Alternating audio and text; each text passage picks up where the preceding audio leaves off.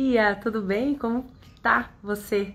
Né? Seja bem-vindo hoje aí na live e vamos começar, né, a leitura do capítulo 6 hoje de Romanos. Então, tô aqui num outro cenário, tô aqui na minha mãe, improvisando aqui um suporte pro celular. Se cair, ó, a gente levanta de novo, mas vamos continuar, tá bom? Tá uma luz aqui, mas tudo bem. Vamos lá.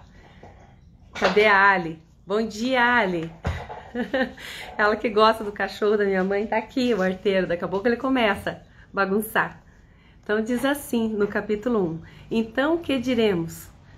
Lembra que nós lemos ali no capítulo 5, na sexta-feira, né, falando a respeito do pecado, que onde superabundou a graça, onde abundou o pecado, superabundou a graça de Deus. Olha, eu tava falando de você agora mesmo. Tudo bem? Bom dia. Por isso que eu tô aqui na minha mãe, ó, a Alessandra vai matar a saudade do Apolo. Então a gente comentou na sexta-feira. Oi, Ana, bom dia.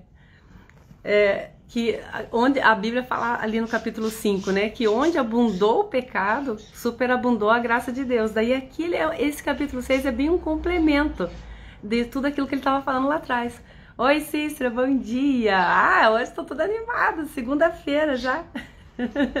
Que beleza, né? Uma segunda-feira de sol. A Cícera também tá aqui em Curitiba. Que alegria, né? É bem isso, Ana. Bom dia com alegria. Com alegria. O sol deixa a gente mais alegre. Então vamos começar lendo ali o capítulo 6 e diz assim: Então o que diremos? Permaneceremos no pecado para que haja abundância da graça, né? Então, se onde tem o pecado superabundou a graça, vamos continuar pecando? Isso que ele está dizendo ali, né? De modo nenhum. Nós que já morremos ao pecado, averte, deixa eu dar um oizinho aqui para você. De modo algum, nós que já morremos ao pecado, como poderíamos ainda viver nele? Ou ignorais que todos os que fomos batizados em Jesus Cristo, fomos batizados na sua morte? Fomos, pois, sepultados com ele na sua morte pelo batismo, para que, como Cristo ressurgiu dos mortos pela glória do Pai, assim nós também vivamos uma vida nova, né? Então, a palavra batismo quer dizer assim, imersão, mergulho, e simboliza ali a morte. A hora que você é imergido na água e sai, você está morrendo para a tua velha criatura e renascendo com Cristo. Esse é a simbologia do batismo. Ontem lá na igreja era dia de batismo, 210 pessoas se batizaram, coisa mais linda. A gente vê assim, até o semblante da pessoa muda, né? É maravilhoso. É uma entrega completa ali para aliança com Jesus, né? E no 5 ele diz assim: se fomos feitos o mesmo ser com ele por sua morte. Nossa, eu tô com a Bíblia da minha mãe, que é uma versão bem esquisita de ler. Não sei que versão que é essa. Textos dos originais gregos, hebraico, aramaico, tal. Sei, vamos que vamos, né? Se fomos feitos o mesmo ser com ele por uma morte semelhante à sua, o seremos igualmente por uma comum ressurreição, né? Então, assim como nós vivemos com Cristo, morremos com ele através da morte dele, quando ele ressuscitou, nós também ressuscitaremos com ele. Sabemos que o nosso velho homem foi crucificado com ele, para que seja reduzido à impotência o corpo outrora subjugado ao pecado, e já não sejamos escravos do pecado, pois quem morreu, liberto está do pecado, né? Então nós não temos que viver mais errando, nós pecamos. João já falou lá, né, que aquele que diz que não tem pecado já está pecando porque está sendo mentiroso. Então sempre nós vamos cometer algum pecado, mas nós não vamos andar nesse pecado, nós não vamos viver nesse pecado, né? Porque nós somos crucificados com Cristo. Então a própria justiça do Espírito Santo nos leva ao arrependimento e passar por cima, né, desse engano, dessa vida velha. Oi, seu Nelson, bom dia. No versículo 8: Ora, se morremos com Cristo, cremos que viveremos também com ele, pois sabemos que Cristo, tendo ressurgido dos mortos, já não morre, nem a morte terá mais domínio sobre ele. Que tremendo! Nós temos uma vida eterna com Deus. Oi, Nena, bom dia. Então nós somos morremos com Cristo, estamos ressuscitando com Ele, né? A morte venceu, né? Jesus Cristo já venceu a morte. Então com Ele nós temos a vida eterna com Deus. Morto ele foi uma vez por todas pelo pecado, porém está vivo e continua vivo para Deus. Portanto, vós também considerai-vos mortos ao pecado, porém vivos para Deus em Cristo Jesus. Não reine, pois, o pecado em nosso corpo mortal, de modo que obedeçais aos seus apetites, nem ofereçais os vossos membros ao pecado como instrumento do mal. Oferecei-vos a Deus como vivos, salvos da morte, para que os nossos membros sejam instrumentos do bem a seu serviço, né? Na NVI ele fala, né, para que a gente seja escravos da justiça. Então nós estamos debaixo da justiça de Deus. Ele fala isso no sentido humano, de que a nossa natureza, ela tende ao pecado. Então, se nós somos escravos da justiça, nós vamos estar sempre vencendo essa nossa natureza para nos submeter à autoridade do Espírito Santo. No 14, o pecado já não vos dominará, porque agora não estáis mais sobre a lei, e sim sobre a graça. Então, havemos de pecar pelo fato de não estarmos sobre a lei, mas sobre a graça? De modo nenhum. Não sabeis que quando vos ofereceis a alguém para lhe obedecer, sois escravos daquele a quem obedece, quer seja do pecado para a morte, quer seja da obediência para a justiça. Esse versículo aqui é tremendo. Ele tem uma verdade muito grande. Tem um provérbio chinês que fala a respeito disso, né? Que há dois lobos, né? Que dentro de nós há dois lobos. Aquele a quem você mais alimenta é aquele que vai te devorar, uma coisa assim. A palavra de Deus é mais clara, ela está dizendo assim, a quem você obedece, você está debaixo daquela autoridade, né?